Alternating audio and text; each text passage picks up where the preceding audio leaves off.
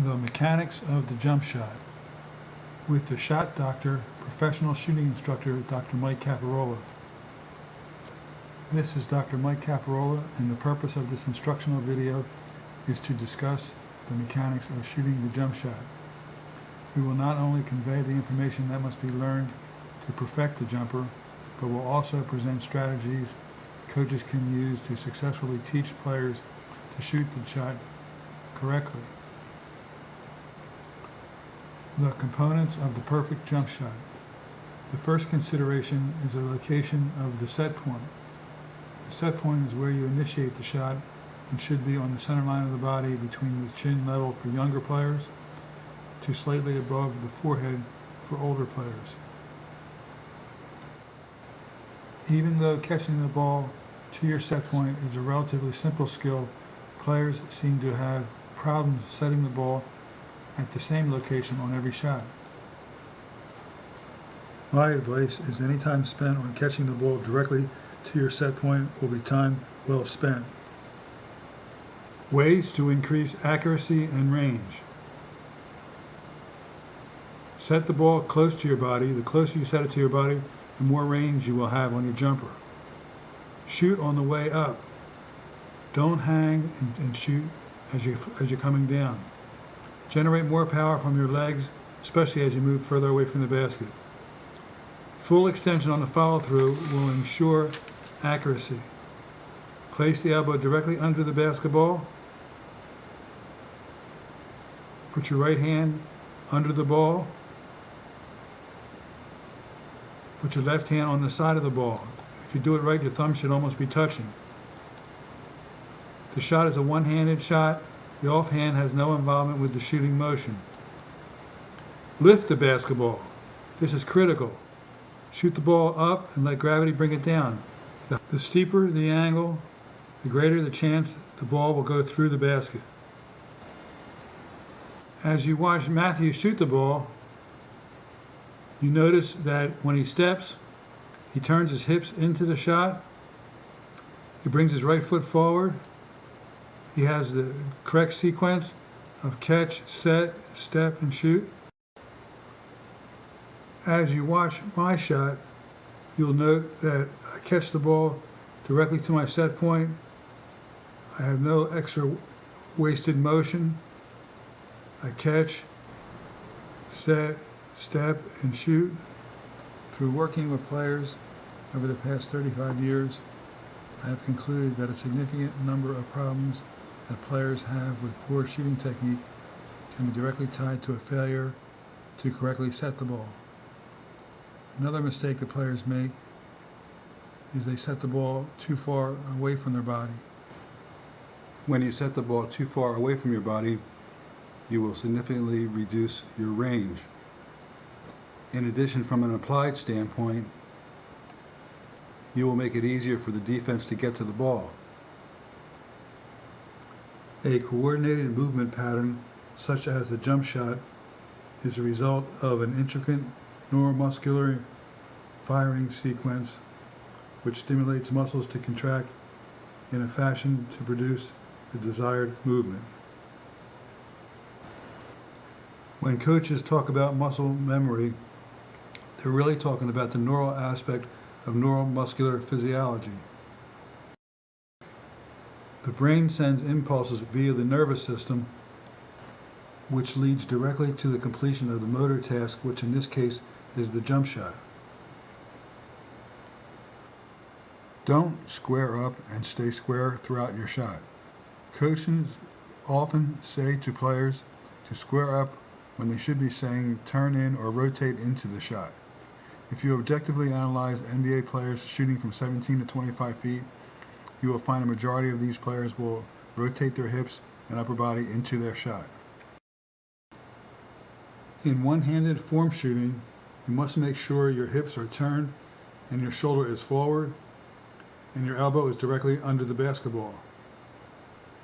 If you pay attention to this body position, this drill can be critical to enforcing correct fundamental technique.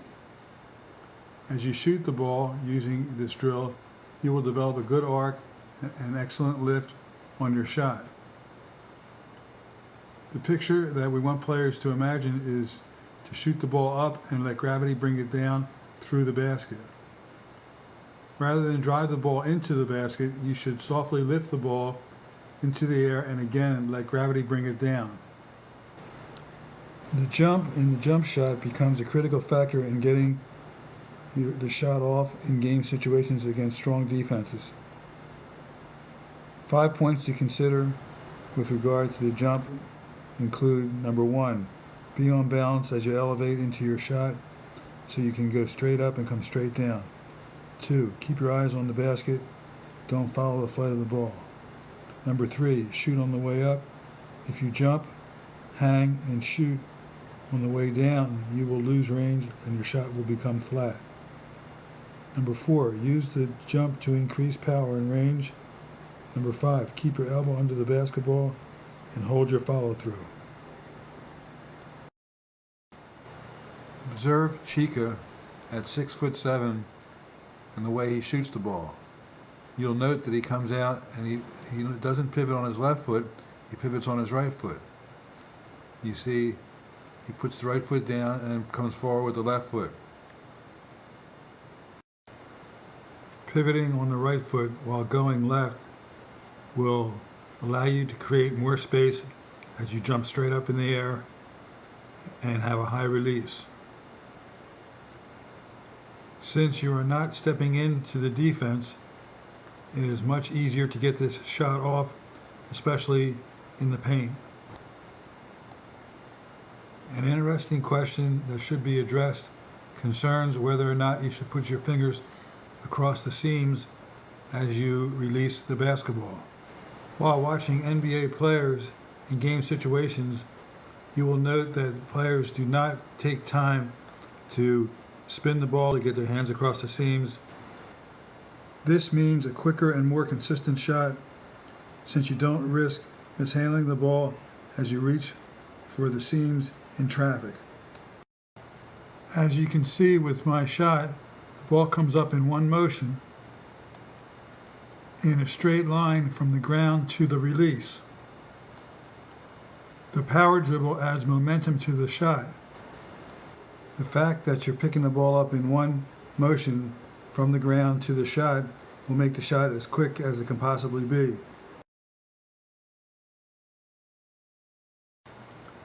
Catch, set, step, and shoot.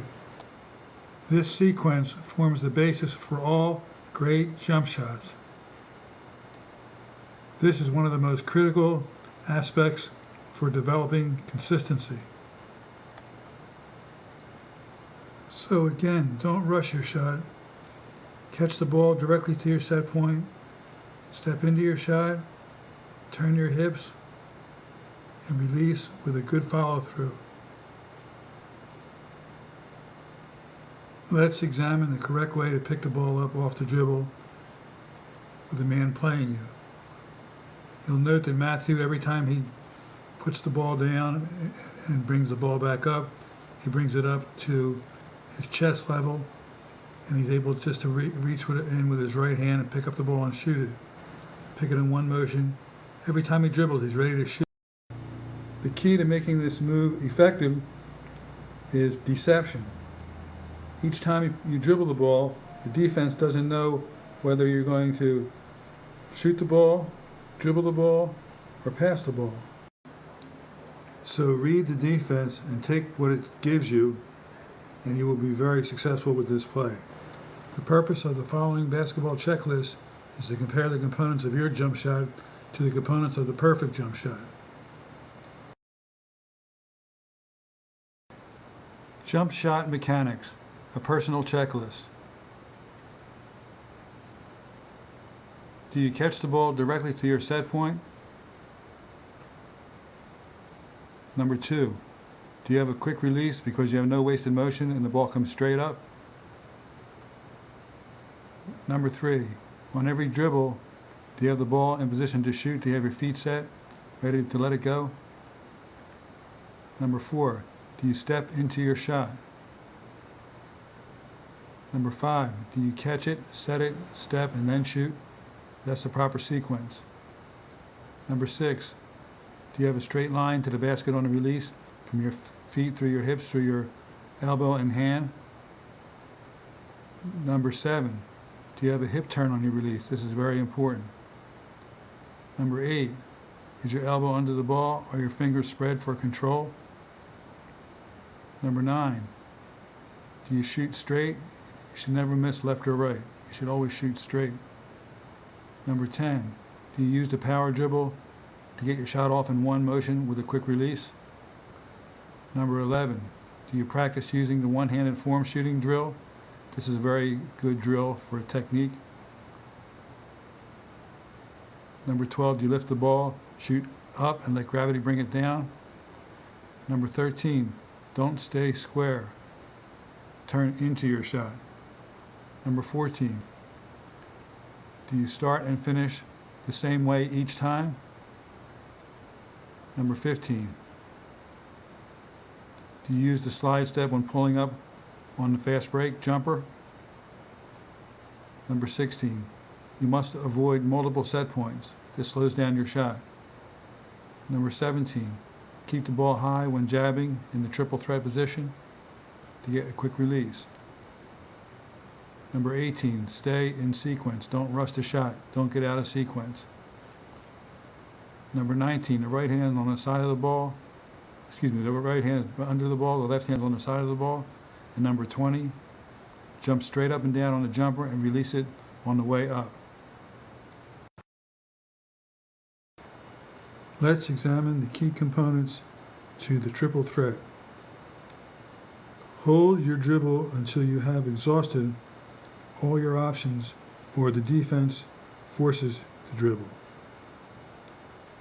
As we watch Nate, we note that he leads with his shoulder and hip, not the ball, while at the same time protecting the ball and placing it at shoulder height.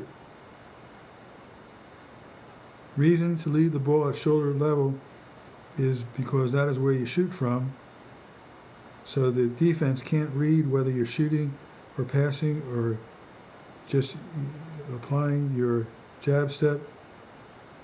But at any given time, you're instantaneously able to shoot the ball because you have the ball waiting for you at shoulder height. Now let's finish up with some advanced skills and drills. Watch the footwork of these players as they pick the ball up off the dribble when coming down the court on a fast break situation. They have complete control and balance because they're stopping on what we call a slide step. What you do is you slide on the right, step on the left, and step on the right. So it's right, left, right. Rather than coming down and doing a 2-foot jump stop where your momentum will carry you forward and you will not be able to keep control. Using this technique, you're in stride, you're under control, it's right, left, right, and you're into your shot. One of the best shooting drills is what we call running the line, where you go from elbow to elbow, shooting the ball in rhythm. As you watch Nate, he goes to the left, pivots on his right foot, catches the ball, and goes immediately into his shot. When he comes from the left to the right side, he steps into it using his left foot as the pivot. You can see he gets a good hip turn. He has a quick release. He doesn't drop the ball. There's no wasted motion. It's very efficient. It works on his conditioning, works on his technique. This video details the most important components involved in teaching players how to shoot the jump shot. The mechanics included represent strategies learned through 35 years of studying and teaching shooting to players at all levels. I feel confident that implementation of the concepts presented will make coaches better teachers and players better shooters.